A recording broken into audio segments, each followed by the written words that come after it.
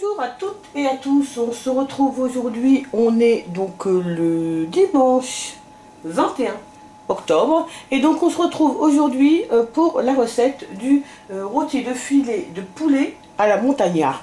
Donc c'est simplement parce qu'il y a du fromage à raclette et voilà de la poitrine fumée. Alors pour ceux qui mangent pas de poitrine fumée, qui mangent pas de porc, vous pouvez parfaitement le refaire sans en mettre. Il faudra juste utiliser de la ficelle pour bien serrer donc votre rôti. Alors pour faire, je vais vous dire tout de suite ce qu'il faut. Donc pour faire cette recette, il faut bien sûr du fromage à raclette, de la poitrine de porc, des filets de poulet. Alors là, moi j'en ai 8 puisque je vais faire 2 rôtis, puisque si vous me suivez, vous savez que le dimanche, je fais un seul repas qui sert pour le midi et pour le soir. Et après, s'il n'y en a pas assez pour le soir, on agrémente d'une soupe ou d'une salade ou de quelque chose comme ça. Mais voilà, je fais un seul repas. Donc là, donc j'ai 8 filets de poulet.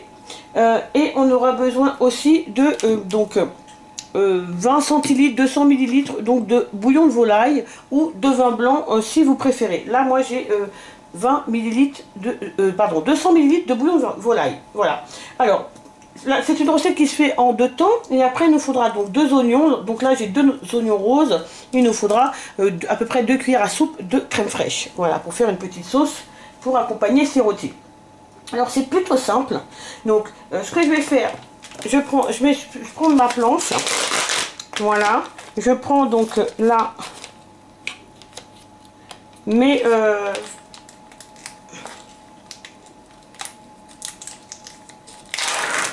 tranches de lard. Voilà. Donc je les mets comme ça sur ma planche. Alors je vais essayer de les mettre, vous voyez, je les mets comme ça, j'espère que vous voyez bien, oui. Voilà. Et ils se chevauchent un peu trop, donc c'est pour ça que je préfère les remettre plutôt, voilà, pour que ce soit un peu plus grand. Voilà.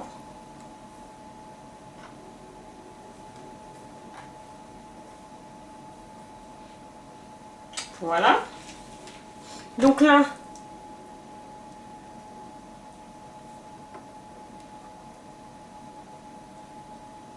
voilà, moi je fais comme ceci. Donc là j'en mets 2. Voilà. Voilà. Je vais saler légèrement. Pas trop, hein. Voilà. On sale légèrement. Au poivre.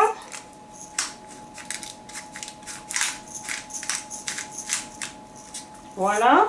Alors moi je rajoute un peu de thym. Mais vous faites comme vous voulez. C'est pas obligé, mais moi j'aime bien. Voilà, j'en mets pas trop, hein, juste un tout petit peu pour parfumer un peu la viande. Voilà. Et après, oui, c'est simple, hein. Il n'y a vraiment rien de compliqué. Et donc après, ce que je vais faire, c'est que je vais prendre donc mes tranches de fromage à raclette.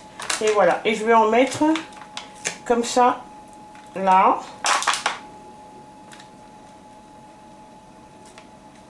Ici, là. Voilà. Vous voyez? Et je vais reprendre 2 rôtis,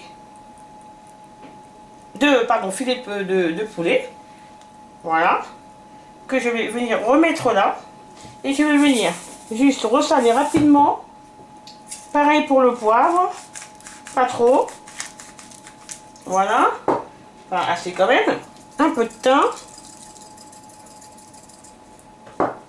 et je reviens avec le fromage, voilà. À raclette qu'on met. Alors c'est riche, hein.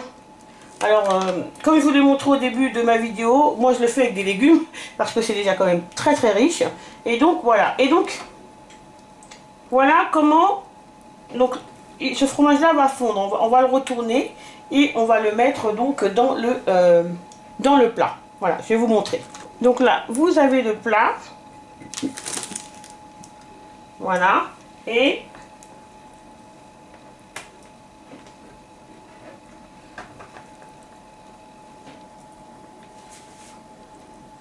vous venez comme ça, le mieux possible, hein, parce que bien sûr, ça va être assez difficile, mais voilà.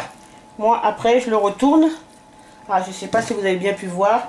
Et vous voyez, j'ai réussi à le retourner.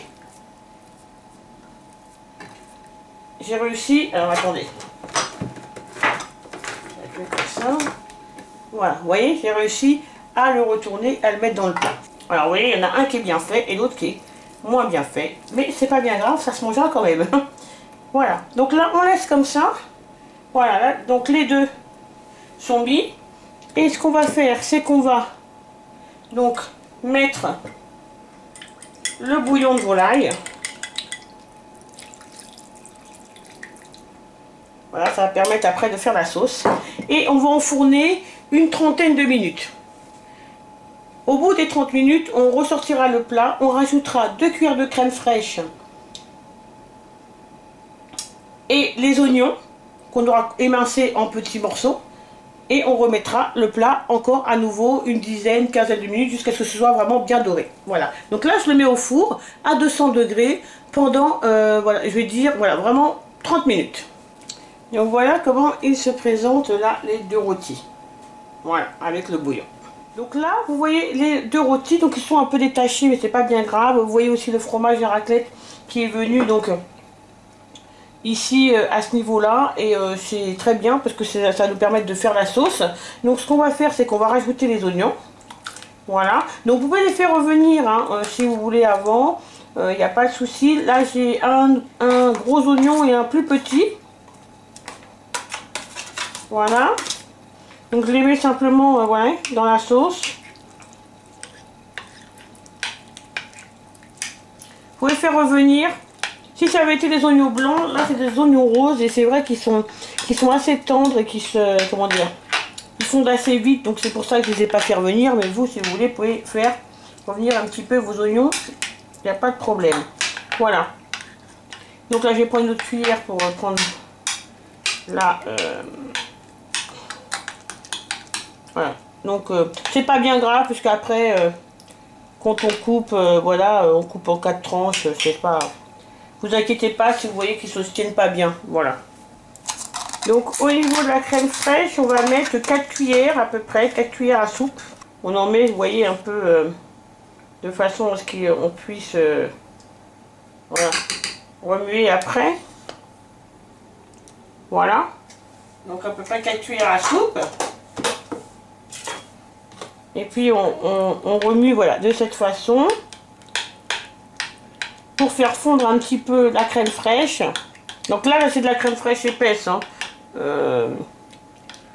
qui n'est pas allégée, mais bien sûr vous pouvez en prendre de l'allégé, il n'y a pas de problème, hein. C'est un plat qui est riche, hein, donc c'est pour ça que moi, comme je vous l'ai dit, je le fais avec des légumes. Voilà, ça permet d'alléger un peu, mais c'est tellement bon que voilà. Ce serait dommage de pas tester, mais c'est vrai que c'est riche. Donc après, vous pouvez toujours aller mettre une crème allégée, ça sera déjà ça de gagner. Mais voilà, si vous faites comme nous, vous faites avec des légumes, ça va. Voilà. Voilà, donc là, ce que je vais faire, c'est que je vais remettre, au four pour environ une 10-15 minutes. Je mets 10 minutes d'abord, je regarde, si je vois que la sauce est plutôt pas mal, que les oignons sont assez fondus, je retire. Si il manque un petit peu de cuisson, dans ces cas-là, je rajoute 5 minutes. Voilà. Donc là, je le remets au four, toujours dans mon four à 200 degrés. Et je vais le mettre pendant 10-15 minutes. Et après, je vous montre une assiette. Allez, à tout à l'heure. Donc voilà ce que ça donne, donc le poulet. Voilà, avec la petite sauce par-dessus à base de crème fraîche et donc de fromage et raclette qui a fondu avec les oignons, avec les petits légumes. Voilà. Donc voilà notre repas de ce midi. Et puis nous, on se retrouve tout à l'heure pour une pâtisserie ou pour faire de la pâtisserie. Allez, à tout à l'heure. Bye bye. Donc on se retrouve pour préparer le dessert de ce soir. Donc comme vous avez pu voir, j'ai une nouvelle lumière. En attendant de changer les ampoules donc, de ma cuisine et de mettre la lumière blanche, mais j'ai un trépied avec une très bonne ampoule blanche. Donc là, la lumière est vraiment bien, je trouve. Elle est vraiment, voilà, vous voyez vraiment bien. Et pourtant, il est quand même, il fait nuit, hein, puisque la nuit tombe tôt. Donc il fait nuit et on voit vraiment très bien. Je suis super contente d'avoir trouvé cette solution. Donc, on va faire des pommes fourrées. Alors, les pommes fourrées, donc je vous dis ce qu'il faut pour faire ces pommes fourrées. Il nous faut des pommes. Donc là, moi j'en ai 8, puisque on va les manger aussi avec, un yaourt. Donc, j'en ai 8 parce que c'est le dessert de ce soir et de demain soir. Donc les 4 autres, je les mettrai dans un tupperware une fois qu'elle sera bien froid. Et je les conserverai au frigo et puis je les réchaufferai demain soir. Donc 8 pommes, donc vous pouvez prendre les pommes que vous voulez. Là j'ai des golden, j'ai pris les pommes qui me restaient. Voilà, c'est pour les terminer, donc c'est pour ça que je fais ce dessert pour pas que après je les jette. Donc il nous faudra donc des pommes, un citron, son jus et son zeste. Voilà, des amandes pilées. Donc là j'ai mis dans un... J'ai mis dans un petit bol avec un petit pilon, comme ça mon fils va le faire, il a plus de force que moi. Il y a environ 100 grammes, hein, voilà, environ 100 grammes d'amandes, il va me les piler. Donc il nous faudra donc du sucre, donc j'ai pris du sucre cassonade et de la fleur d'oranger. Voilà, c'est tout ce qu'il nous faut pour faire donc ces pommes fourrées. Et après donc il y aura du beurre salé, du caramel beurre salé pour ceux qui veulent, ou du sirop d'érable s'ils veulent en rajouter. Voilà, c'est vraiment comme chacun voudra, avec un yaourt. Alors, vous pouvez les peler si vous voulez. Nous on les pèle pas, on garde la peau. Donc simplement ce que je vais faire, c'est que je vais enlever le trognon donc avec cet ustensile. Et puis c'est assez rapide à faire. Donc là je vais donner les amandes à mon fils pour qu'il puisse les piler. Donc vous allez certainement entendre un peu de bruit parce qu'il est en train de d'écraser. On va s'occuper du citron. Donc bien sûr c'est un citron bio, puisqu'on va se servir du zeste. Donc on le zeste. On zeste toujours le citron bien sûr avant de le couper, hein. C'est plus simple.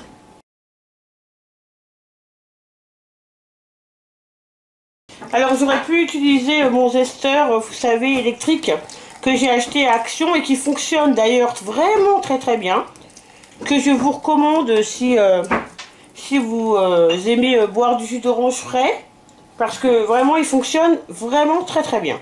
Mais bon, pour un citron, c'est pas trop...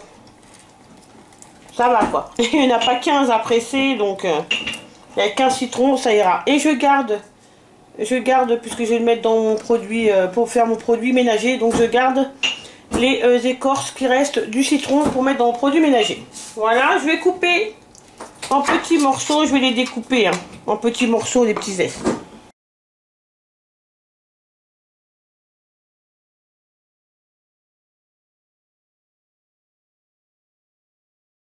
Donc mon fils a du mal à piler, donc les amandes elles sont assez dures, donc je les passer un peu au mixeur. Voilà, ça va permettre voilà, d'aller un peu plus rapidement. Donc voilà, donc on l'a passé un peu au mixeur, voilà, pour aller un peu plus vite. Alors, j'ai pressé mon jus, donc là je vais évider donc mes pommes.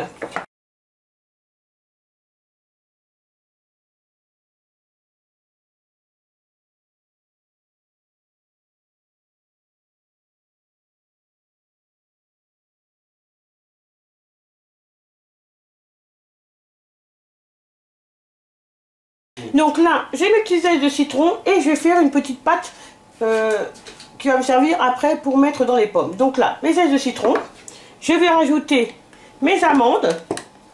Donc je vais rajouter mes amandes pilées. Voilà. Voilà, donc là, j'ai mis mes amandes pilées. Après mes amandes pilées, je vais mettre donc le sucre. Donc le sucre, on a dit que c'était une cuillère à soupe de sucre.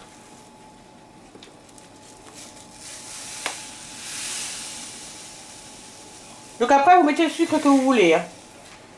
Moi, là, je mets un peu plus, hein, une cuillère à soupe. Je vais mettre une cuillère et demie. Voilà. La soupe de sucre cassonade. Voilà. Et je vais rajouter le jus de citron. Du citron. Voilà, qu'on a pressé. Voilà. Voilà. On remue. On mélange plutôt. Et c'est cette petite pâte qu'on va mettre, si vous voulez, à l'intérieur, un petit peu à l'intérieur de nos pommes. Voilà. Voilà. Donc là, hop, je mets mes pommes.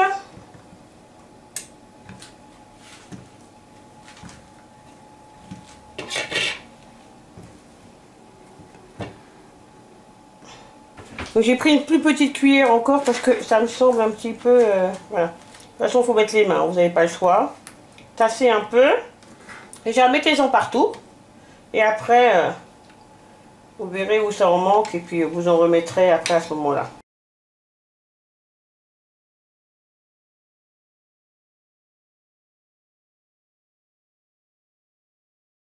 Là, on a donc bien rempli, vous voyez, nos pommes de cette farce amande, zeste de citron, sucre et jus de citron.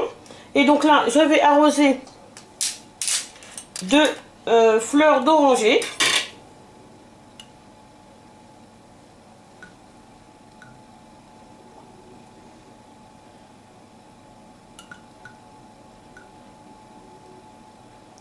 Donc voilà, donc là on va donc les pommes doivent cuire pendant 20 minutes au four, un four à 180 degrés préchauffé.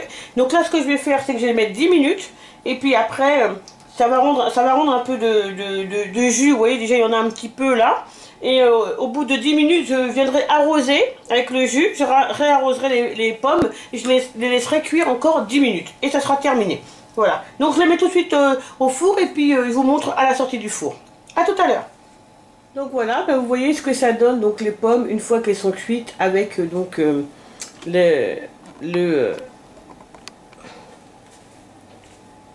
avec ici donc les amandes. Voilà, donc elles sont un petit peu, vous voyez, elles sont cuites, hein, voilà, il n'y a pas de souci, mais elles restent quand même assez fermes. Je dis ça. Donc là on va les laisser refroidir un petit peu, parce que nous on va les manger tièdes. Voilà, mais écoutez, j'espère en tout cas que la vidéo d'aujourd'hui vous aura plu. Je vous retrouve donc demain pour une prochaine vidéo. En attendant, n'oubliez pas de mettre un petit pouce vers le haut, de vous abonner et surtout de prendre bien soin de vous. Nous on se retrouve demain. Bye bye. On se retrouve donc ce soir pour la recette donc, du gratiné aux oignons et aux poireaux. Donc on aura besoin pour cette recette d'oignons, donc là j'en ai 3, de 100 g de 150 g de beurre, de 3-4 poireaux. Donc on aura besoin donc de 4 épices, d'un tout petit peu de farine, un peu plus d'un litre de bouillon de volaille et du fromage après et de la baguette aussi dont on se servira après. Donc on va se retrouver tout de suite donc devant la gazinière pour commencer à faire la soupe. Donc voilà, donc là le beurre commence, vous voyez, il a bien fondu. Donc j'ai baissé le feu, je vais rajouter les oignons et on va rajouter aussi les poireaux.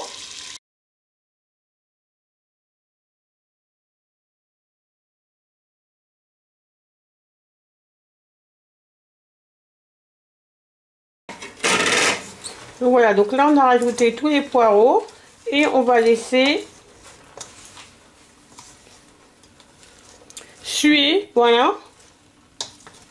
On va mettre le feu vif et on va faire suer donc les oignons et les poireaux. Donc là j'ai rajouté 200 g de lardons, c'est pas obligé, hein, c'est pas dans la recette initiale, mais bon, c'est pour faire de la viande. Et donc voilà, et donc là je vais laisser revenir un petit peu et puis je vais mettre le bouillon, je vais saler, poivrer, je vais baisser le feu et puis je vais laisser cuire tout doucement pendant une petite trentaine de minutes. Donc là je vais mettre deux pointes de couteau de 4 épices, pas grand chose, hein. Même là vous voyez c'est suffisant, hein. Voilà, c'est suffisant, voilà. Donc je rebute, voilà.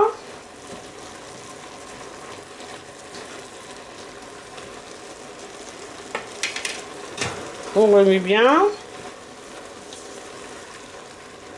On va saler, on va poivrer.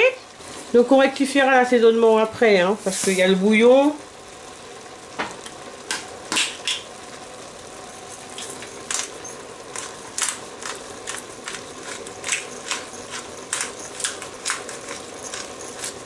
Baisser le feu. Voilà. Donc, hop, 15 grammes de farine, donc une cuillère à soupe. Hein. On remet bien.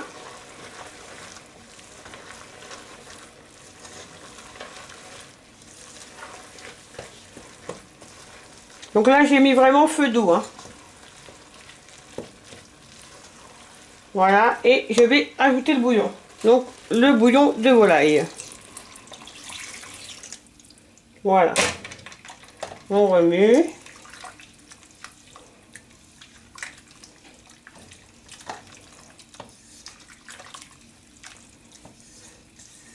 Donc 1,5 litre. Donc là j'avais 1 litre, je vais rajouter un tout petit peu d'eau pour faire mes 1,5 litre de liquide. Voilà. Voilà. Donc là, j'ai mis le feu vraiment minimum. Je vais couvrir et je vais laisser cuire pendant 30 minutes. Et on se retrouve après pour faire le pain grillé. À tout à l'heure. Je vous montre rapidement ce que ça donne. Donc bien sûr, hein, moi ce que j'ai fait, c'est que j'ai fait gratiner des rondelles de baguette avec du parmesan au four sur le mode grille. Mais vous pouvez aussi, si vos bols vont au four, le faire directement au four, mettre le pain, faire toaster le pain avant. Vous mettez votre rondelle de pain, vous mettez de l'emmental ou du parmesan et vous les faites vraiment un tout petit peu toaster, enfin griller comme ça, gratiner au four. Nous on a préféré faire comme ça. Voilà. Donc voilà ce que ça donne. Donc vous voyez, c'est vraiment... donc vous voyez bien ce que ça donne. Ça sent super bon en tout cas, ça a l'air trop bon. Et donc on va tester ça et puis voilà. Donc voilà, donc j'espère que la vidéo vous a plu. Alors surtout n'oubliez pas de vous abonner et de mettre un petit pouce vers le haut. Nous on se retrouve demain pour une nouvelle vidéo et surtout en attendant prenez bien soin de vous. Bye bye.